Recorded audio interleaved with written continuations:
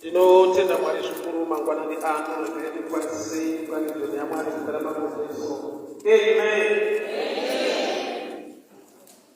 Ngaite mkudzo kutungamiri wese panzvimbo ino. Reverend Nyamasa mai nevatungamiri vese kwaziswa kudarama kwezvo. Amen. Tinotenda nekugamuchirwawo panzvimbo zvikuru shoko raMwari on this youth week. Tadabereke shoko raMwari kubva kubhuku ya 2 Kings mazimbo echipiri chapter 5 from verse 1.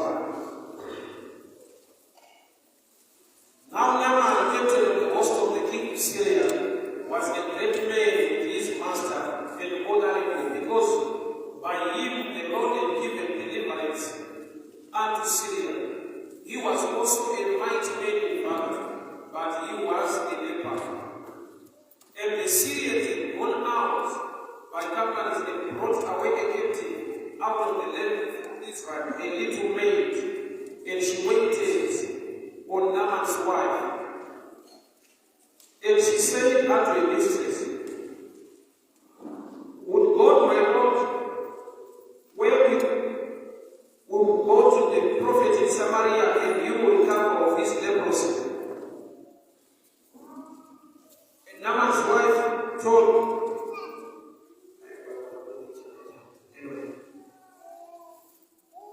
verse 4. And one went in, and that is from thus, King James Version, Sarah, in very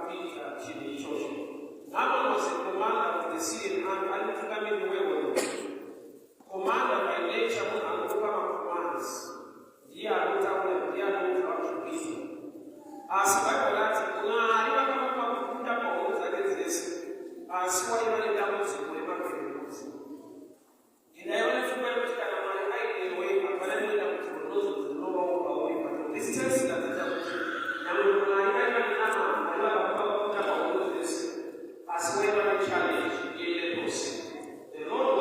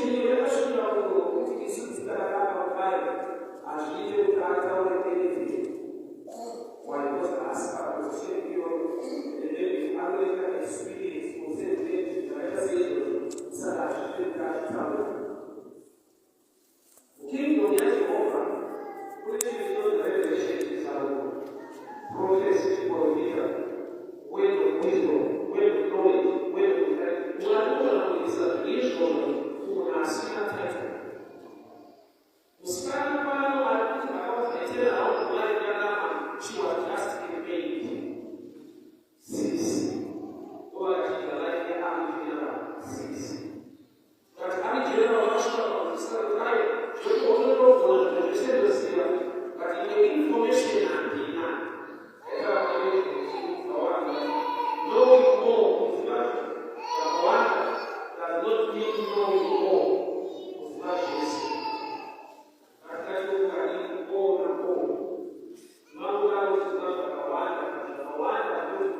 this.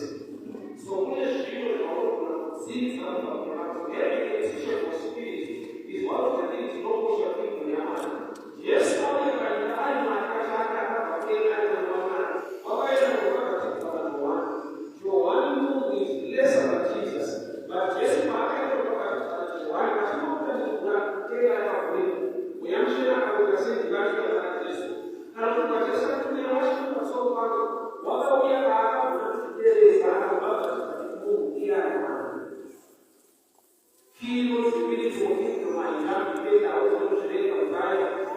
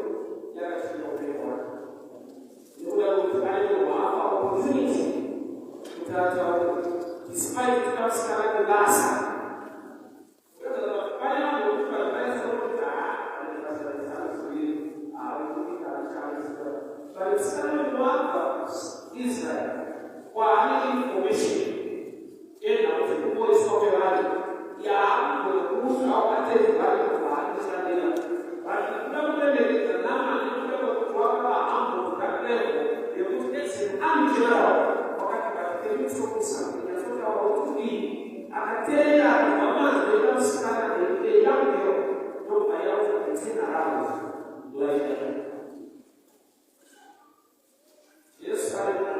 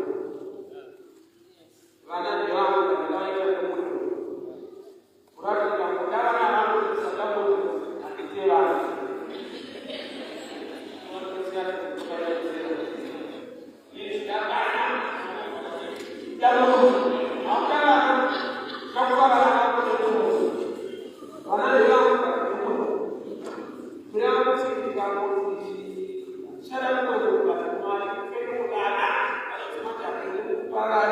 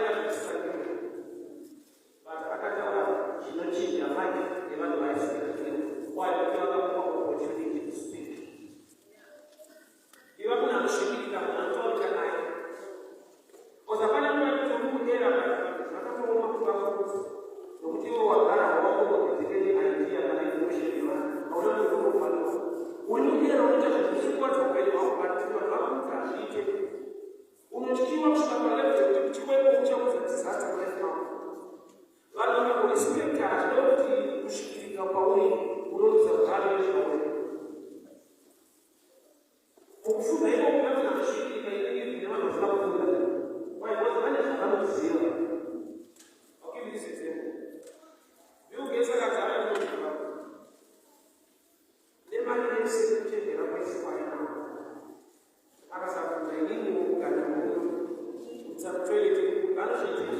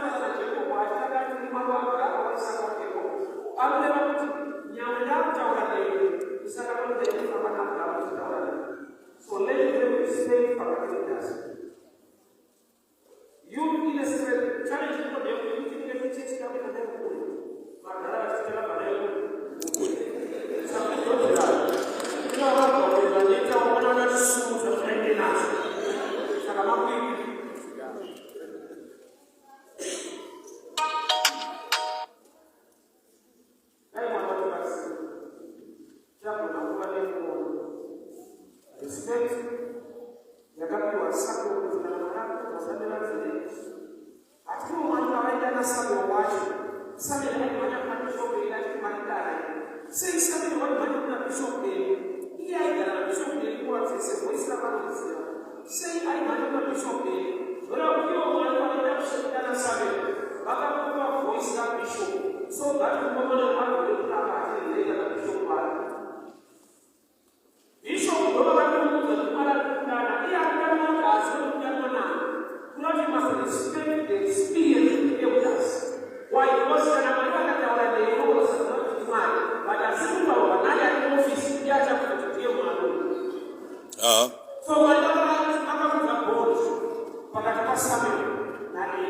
Samuel, this is not all the time.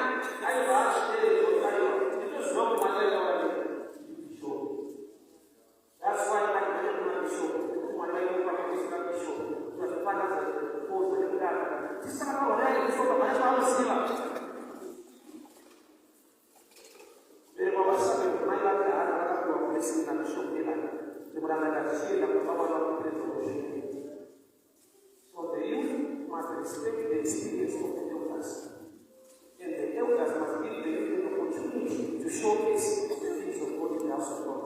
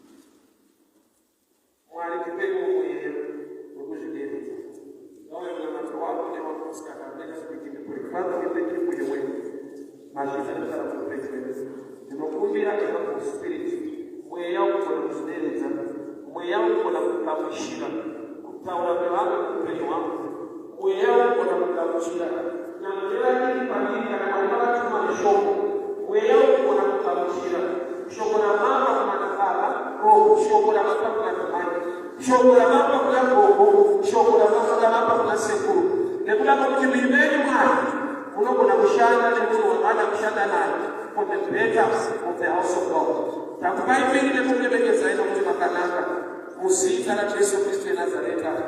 Amen and amen. Tigare pasi masvita edu mwari vakufire nyasha zikuru.